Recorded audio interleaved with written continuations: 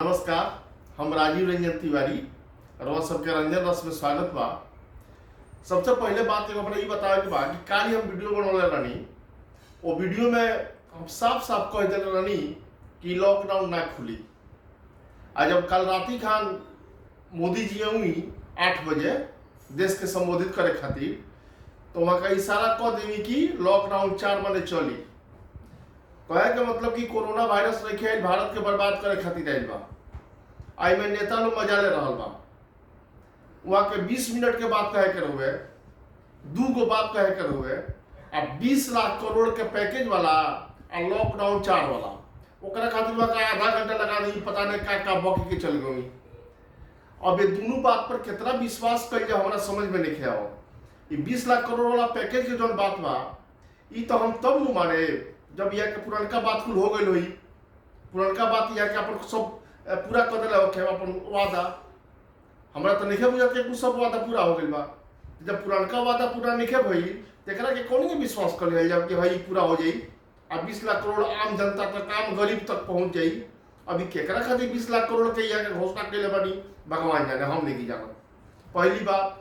आ दूसरी बात ई कि जो मजदूर लोग लगभग 1 करोड़ सवा करोड़ मजदूर लोग अब पैदल अभी सड़की पर चल रहा बा। उन्होंने लोग खातिर का यहाँ का ले नहीं हो, कौन व्यवस्था कैले बनी वही नहीं के समझ में आओ।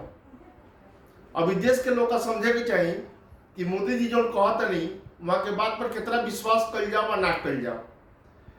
और तीसरा बात ही बा कि वहाँ के रात बार बार आत्मनिर्भर बनावे के बात कहत रही कि देश के लोग के आत्मनिर्भर बने के चाहिए।